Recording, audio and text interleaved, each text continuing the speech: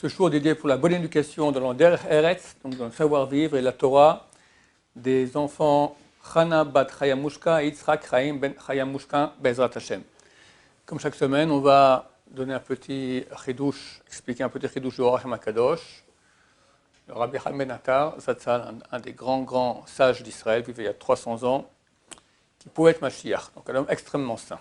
Sur notre paracha, Kitetse la milchama, al oivecha. Lorsque tu sortiras, on traduira en bon français en guerre, mais ce n'est pas marqué les milchama, en guerre, la milchama, à la guerre. Quand tu sortiras à la guerre, c'est défini. Al oivecha, contre ton ennemi. Untano Hashem Elokecha biyadecha. Et l'Éternel ton Dieu le donnera dans ta main. Veshavita shivyo, littéralement, tu feras du butin. Mais si on veut traduire du mot à mot, Veshavita, tu feras prisonnier, shivyo, les prisonniers. Tu feras prisonnier les prisonniers. Bon français, tu feras du butin de personnes. Mais si on regarde dans les mots exactement, tu feras prisonnier les prisonniers. Vereita bashivya eshet yefat toar, tu verras dans les prisonniers une femme yefat toar extrêmement belle. Veshachak taba, tu en auras envie. Vela karta lecha lisha, tu la prendras en tant que femme. Alors la Torah dit qu'on n'a pas le droit d'apprendre comme ça. On doit l'amener chez nous pendant 1 mois, lui faire toutes sortes d'opérations. À la fin, si on a encore envie, alors on peut se marier avec elle. Alors la Torah nous dit qu'est-ce qu'on doit faire. Veta el torbetecha, tu la mets dans ta maison. Vegilcha et rocha, elle rase sa tête. Vasta et tsipornea, elle laisse pousser ses ongles. Vesirat simat shivya, mais elle enlèvera sa robe de prisonnière qu'elle a sur elle. Et les sages expliquent que les femmes mettaient des belles robes comme ça pour tenter l'ennemi. Donc, au contraire, on lui met un afro-pyjama. Veyashva bevetera, elle sera assise dans ta maison. Ubarta et avia vet ima yach yamim. Pendant 1 mois, elle pleura son père et sa mère, qui ne sont plus là. Vachar ken tavo eler. Et après, c'est encore après 1 mois, qu'elle pleure, qu'elle est laide, qu'elle a les ongles longs, qu'elle est rasée, etc., qu'elle est habillée mochement, et que chaque fois que tu rentres en train de pleurer, si encore tu as envie d'elle, alors tu auras une relation intime avec elle, elle sera ta femme. Bon, il y a la suite aussi, ça ne nous concerne pas. Le Rav ici, il dit il y a un remez, un signe, c'est un signe allégorique pour une autre histoire. Il y a le sens plus simple, bien sûr, mais il y a une autre histoire. Qui t'aide, lorsque tu sortiras. Quand tu sortiras dans le monde, tu viens de Olam Haba, tu étais au paradis, près d'Hachem, et tu rentres dans ce monde. Il faut que tu saches, comme ça dit le Rav, que l'existence du monde dépend du peuple d'Israël. Si le peuple d'Israël se comporte comme il faut, alors le monde existe, il est bien, tout va très bien, il y a un flux de joie, de bonheur, de réussite, d'abondance, tout va bien. Et si au contraire, à Dieu ne plaise, le peuple d'Israël ne se comporte pas bien, alors c'est tout le contraire, à Dieu ne plaise, c'est la famine, c'est les guerres, c'est les problèmes, c'est les maladies, etc., etc. Donc le peuple d'Israël a une mission sacro-sainte d'existence du monde. Et de quoi dépend la réussite de la guerre contre le Yetzer Hara. Donc quand tu sors, qui t'était la milchama. On avait dit que ce n'était pas en guerre, mais pour la guerre. C'est la guerre, il n'y a pas d'autre guerre, c'est la guerre la plus importante qu'il y a. Toutes les guerres à côté, c'est rien du tout. Comme il est écrit aussi dans les Maximes des Pères, Pirkei Avot, Eze Hagibor Akovesh et Yisro. C'est qui le vaillant, l'héros, celui qui vainc son Yetzer. Aller comme Alexandre le Grand à conquérir toute l'Asie, bon, ça, il faut simplement savoir être cruel et tuer les gens. Ça, c'est pas. Mais arriver à retenir son Yetzer, à juguler son Yetzer, ça, c'est un Gibor, ça, c'est un combattant. C'est la grande guerre. Et le Rav nous dit. Pour cela, ne crois pas que c'est simple, c'est une guerre très difficile. Il faut vraiment une aide du ciel extraordinaire. Mais il faut que tu saches. La suite du texte nous dit, quand tu sortiras en guerre, al oivera contre ton ennemi.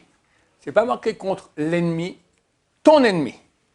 Alors Rav nous dit, il y a différents ennemis. Il y a un ennemi, toi tu viens par exemple, voilà, il y a une ville ici qui te plaît, hop, tu mets le siège et tu vas la conquérir. Mais si au début, au milieu du siège, on a ras-le-bol, tu veux partir, tu pars, voilà, tu laisses tranquille. La guerre s'arrête. Lui, c'est ton ennemi. Si tu le lâches, c'est lui qui va te conquérir et il voudra ta mort. Le Yetzer Hara, il veut notre mort. Donc c'est ton ennemi. C'est une question de vie ou de mort. Et bien que pour le vaincre, il faut des forces qui sont surhumaines. Il dit, normalement, naturellement, tu n'as aucune chance contre lui. Il est beaucoup plus. C'est l'ange du mal, un ange. Le texte nous dit, l'Éternel ton Dieu le donnera dans ta main. Si tu pars en guerre, alors Dieu, Hachem Bezro, c'est écrit, que le tzaddik, le rachat veut tuer le tzaddik tous les jours, et Hachem Bezro, Dieu le sauve, et comme ça, il sera sauvé par Hachem. Veshlavita Shivio, tu vas faire prisonnier ces prisonniers. Alors nous, on aurait pu croire, Veshlavita Shivio, tu vas l'attraper à lui, le Yetzer Hara. Le Rav nous dit, on n'a rien à faire d'attraper le Yetzer Hara. Qu'est-ce qu'on va attraper le Yetzer Hara? Qu'est-ce qu'on va faire avec lui? Au contraire, qu'il ne soit pas là, ça nous arrange. D'accord? On ne veut pas Yetzer Hara chez nous. Fiche le camp. Ce qu'on veut attraper, c'est les prisonniers que lui a fait. Tu vas faire prisonnier les prisonniers. Les prisonniers qui étaient chez lui emprisonnés sont les âmes d'Israël. Quand quelqu'un fait un péché, alors il donne partie de son âme, surtout les péchés tels que Zera Lapada, les Batala, où on dit le nom de Dieu en vain, ou quelqu'un qui jure en vain, tout cela, il prend des parties d'âme de lui et donne au mal, et sont prisonnières du mal. Il faut être des âmes entières qui sont prisonnières du mal. D'accord? Ce type-là, un bon juif à la base, est devenu un serviteur du mal. D'accord? Il se bat pour le mal, c'est un militant contre la Torah. D'accord? Son âme est prise par le mal. Donc tu vas partir en guerre, et tu vas aller sauver tes parties d'âme à toi, qui sont chez lui, chez le Yetzer Hara. C'est peut-être même d'autres, aller leur parler pour qu'ils fassent tchouva, etc. Bezrat Hashem. C'est ça, les prisonniers. Dieu donnera dans tes mains les prisonniers emprisonnés. D'accord? Ce sont les âmes d'Israël. Vereita Beshivia, et tu verras parmi les prisonniers, Eshet Yefatoar, une femme extrêmement belle. Maintenant, si on avait dit exactement comme il traduit, on aurait dû traduire, c'est marqué Eshet Yefatoar, mais une femme très belle, c'est Isha Yefatoar. Eshet, c'est un génitif. Eshet, comme on dit, Eshet Ish, une femme d'un homme, d'accord? C'est une femme de. Tu verras littéralement une femme de très belle. Alors c'est une femme de quoi? Alors le Rav explique que la guerre avec la Neshama, le Yetzer Hara ne peut se battre pour attraper la Neshama du juif que quand elle descend dans le corps. Le corps, c'est le mari. Le corps, c'est le mari, et la femme, l'âme, elle vient, elle descend, et ils sont ensemble. Là, dès qu'ils sont ensemble, alors elle devient la femme du corps. D'accord? La femme du mari qui est nous. Elle est très belle. Nous, on ne se rend pas compte. Le Yetzer Hara la prend. Et quand tu partiras en guerre et tu la libéreras, tu partiras en guerre contre le Yetzer Hara et tu la libéreras, alors tu verras à quel point elle est belle. La Neshama, elle est extrêmement belle. Simplement, lorsqu'elle est prise par le Yetzer Hara, alors on ne se rend pas compte. Et au contraire, ça nous dégoûte même de suivre la Torah. Mais quand on va la libérer, elle va commencer à éclairer combien c'est bon, combien c'est agréable. Donc tu verras à quel point elle est extrêmement belle. Verachak Taba, et tu en auras envie. L'envie que tu avais, tes propositions du Yetzer Hara, va t'éclater, fais de l'argent, les femmes, les honneurs, les voitures, t'es quelqu'un, toutes ces bêtises-là, tu vas prendre tous ça et toutes ces pulsions d'envie que tu as, tu vas les mettre dans cette femme, Isha Yefatoar, une femme extrêmement belle, ta Neshama. Et là, vu que tu auras envie d'elle et tu vas commencer à voir tellement elle est grande, alors Bezrat Hashem, tu commenceras à. Alors, comment c'est marqué? Il dit, Vechashakta ba. L'envie d'elle, la vie sera dans elle. Au lieu que la vie soit dans les choses futiles, l'envie, Vechashakta, sera dans elle. Tu mettras toutes tes envies dans elle. La kartaralechal isha, et tu la prendras comme femme. Comment? Vaveta el tor betecha. Tu l'amèneras dans ta maison. La maison, dit le Rav, c'est le corps. C'est marqué qu'après 120 ans, qui témoigne de nos actions, c'est marqué les poutres de notre maison. Elles vont dire, Hachem, voilà ce qu'il a fait la maison, comme ci, comme ça, comme ça. Le Rav dit, en fait, c'est quoi les poutres de notre maison? C'est notre corps lui-même. C'est ça, les poutres de notre maison. Notre maison, c'est nous. La maison de l'âme, c'est le corps. Donc, le corps va témoigner. Donc, tu vas amener maintenant cette âme qui était partie. Lorsque quelqu'un fait un péché, on avait dit, il donne des parties de son âme au Sitra Achra. Quand quelqu'un se met en colère, c'est marqué que son âme le quitte. Vient à la place une âme du mal qui nous habite.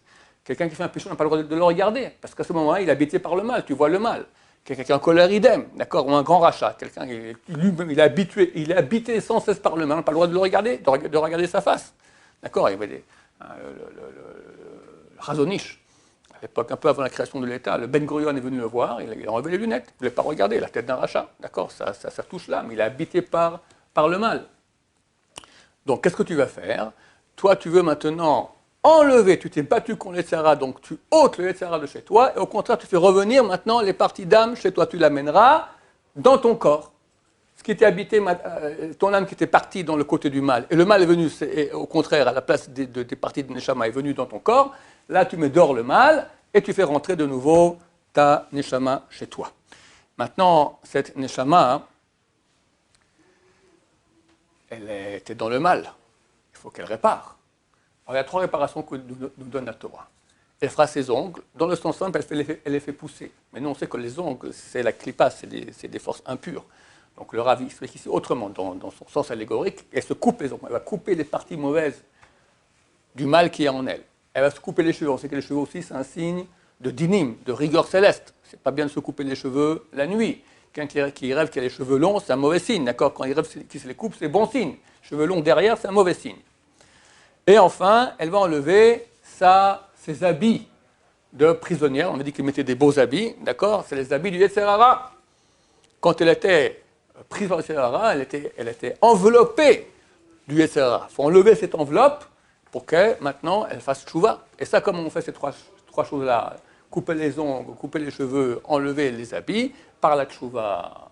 Comment? Elle va pleurer son père et sa mère. Son père, c'est Akadosh Baruch Hu, c'est Dieu. Sa mère, Knesset Israël, c'est la Shrina. Elle va pleurer. Elle va regretter ce que j'ai fait. On pleure. Qu'est-ce que j'ai fait? Je regrette le péché que j'ai fait, etc. Pendant 1 mois.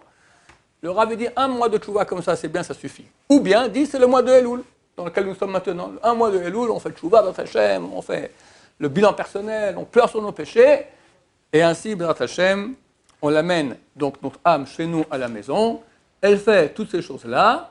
Après, tu viendras vers elle et tu auras une relation intime avec elle. Tu pourras maintenant rentrer et jouir de ta Neshama. Neshama, c'est une partie qui est divine. Elle est extrêmement bonne. Donc tu pourras jouir avec elle de tout le flux divin énorme qu'il y a quand on s'unit avec elle. Isha, elle sera ta femme. Ou Be'alta, ça veut dire littéralement relation intime. Ça, c'est du mot Baal. Baal signifie le mari. Tu seras son homme, tu seras son mari. C'est toi qui vas la diriger. Fini, elle ne pourra plus rentrer. Vous serez ensemble et tu la diriges sans cesse pour se rapprocher et monter toujours plus proche d'Hachem. Et à Triatametim, la résurrection des morts, elle sera ta femme, elle sera là aussi, l'âme reviendra dans le corps pour jouir du monde des ressuscités très bientôt. Baruch Adonai, l'olam, amen va amen.